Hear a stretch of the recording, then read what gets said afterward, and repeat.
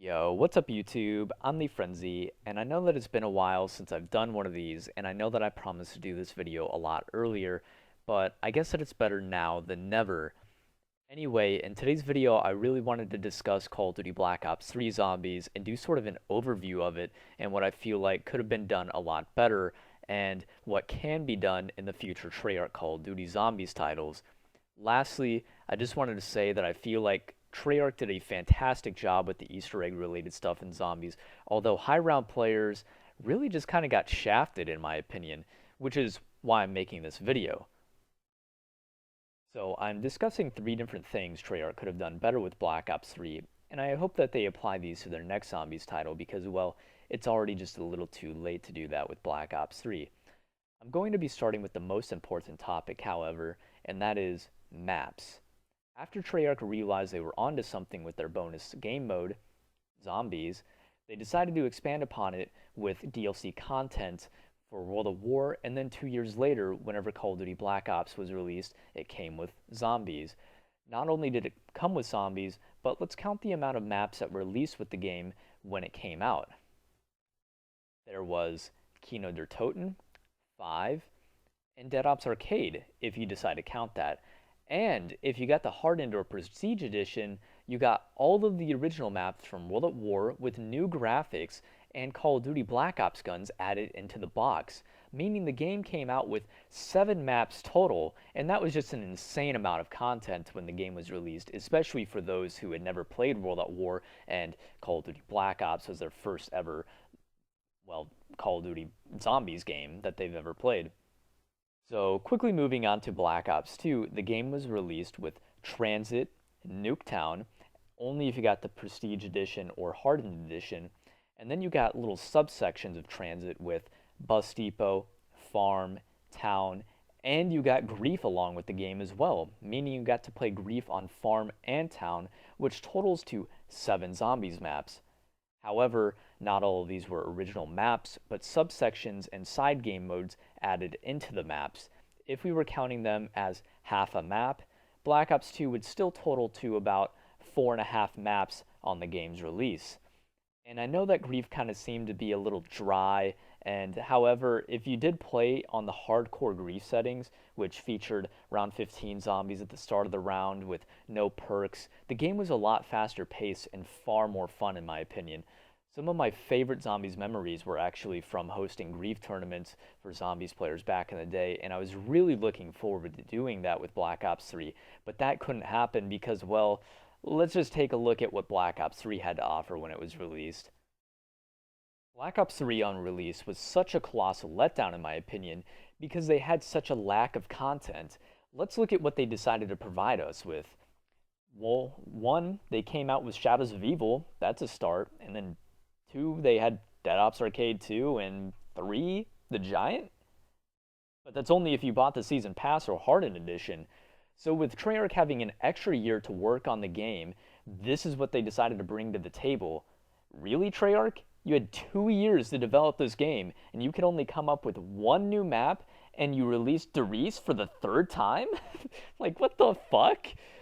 The lack of maps and the content was just made the overall replay value at an all-time low when the game was released, and it just seemed like such a dull game after the first few weeks. The only thing that I was really looking forward to was just, well, I guess DLC coming out. And if they had created more maps, there would be just more content for the fan base to discover, like Easter eggs and, tiny little stuff like that, or to try to pull more content out of the game, like try to make challenges and high rounds and, do other things with the game. But however, they decided that one map was enough and they just really kind of it seemed like they just wanted to starve people until the DLC came out so that they would buy it or buy the season pass for the giant and stuff. And I don't know, I can continue onward with this point, but I don't really want to get stuck talking about it more than I really need to. I think I made it clear, and I hope you guys understand, and just by looking at this chart you can just see like exactly which game had more brought to the table versus which games didn't. Now moving on to point number 2, and that would be leaderboards. This one is a lot shorter than the last one, but I feel like this is one of the better ideas that I've come up with for, well, adding replay value and longevity to zombies as a whole. So if you guys have ever played multiplayer before, you would know that there are monthly, weekly, and daily leaderboards. Now, imagine if zombies had that too. If they had a monthly, weekly, and daily leaderboard for all of the zombies maps. Think about how much replay value that would bring to the table and how many more people would feel enticed to want to keep playing a map that they had already achieved a high round on, or, would just want to try to get a high score for that month or something like that for bragging rights. Whatever have it. Uh, I really don't see why they wouldn't add this. However, this is one thing that I would really like to see added to zombies, and I'm just kind of disappointed that Treyarch had never done this before, and I really wanted to see this added to Black Ops 3, so hopefully they do add that in the future. Although, there is one thing that I would really like to see done before they implement something like this, and that would be the topic of point number 3 that I wanted to make. And the topic of point number 3 would be glitches. When Call of Duty Black Ops 3 was released, I got to rank number 1 on both solo and co-op on the Giant for PS4 at round 91 and, well, round 100. The day that the game came out, I played those games. Now, when I went to bed that night, I was still number 1, and then whenever I woke up, I discovered multiple people who I had never even heard of or seen before had beaten my rounds. Then I saw their stats, and I knew something was fishy. They had obviously glitched to get to their rounds. Now, the fact that it took people about a day to discover ways to climb to the top of the leaderboards by using illegitimate tactics was just an impressive feat on Treyarch's part. It was impressive because they really didn't give a shit enough to actually test their game to make sure that there wasn't any of that nonsense or any of those glitches in it.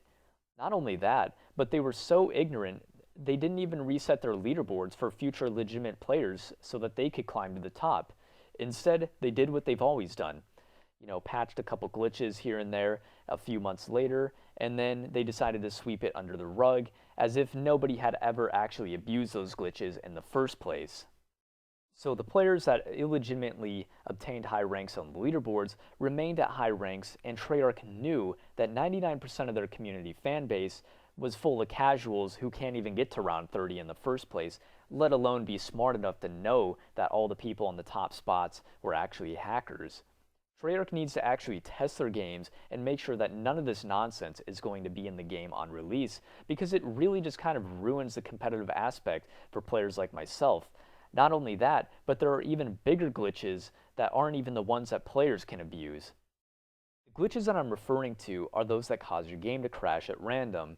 So if you guys can actually remember back to Revelations, whenever it first came out, if you guys had ever watched any of my live streams or saw any of my videos, you would know that my game was crashing like crazy every single time I got to around 80, 90, even up to 160 something, whatever the heck I got on the map that was the world record at the time.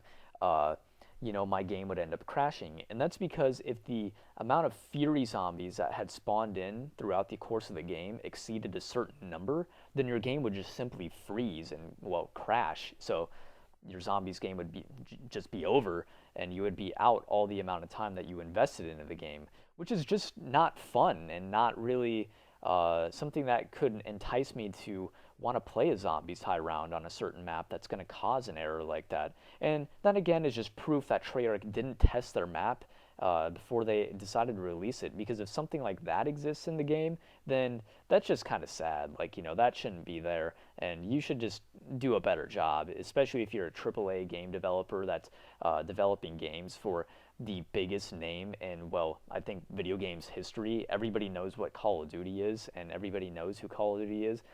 So that's kind of sad that, they're releasing maps like this every single time. It's not even like that was a new thing with Revelations. That was the same thing with Go Rod Krovi, Zetsubo, and, pretty much every single map that they released even before that.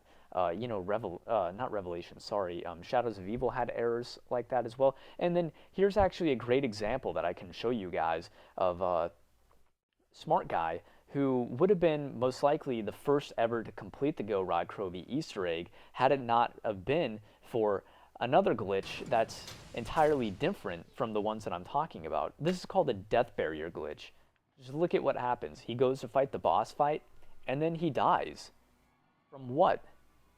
A death barrier, something that's just invisible that was in the game that Treyarch decided not to test before they actually released the map. Like, this was something that they released, and he was out all the amount of time that he put into trying to solve the Easter egg. So that was probably about, well over 2 hours since it was whenever the map first released. And not only that, he probably missed out on all of the fame and all the subs and, all of the glory of being the first one to solve the Easter egg, which just really is just, super shitty. And by the way, there will be a link to Smart Guy's live stream in the description below if you guys did want to check out Smart Guy later. But yeah, to me, this is why Call of Duty Black Ops 3 was just a huge letdown. And I hope that Treyarch thinks about doing some stuff that I mentioned in this video and really kind of actually takes better care of their games and, really decides to not release half-baked games, because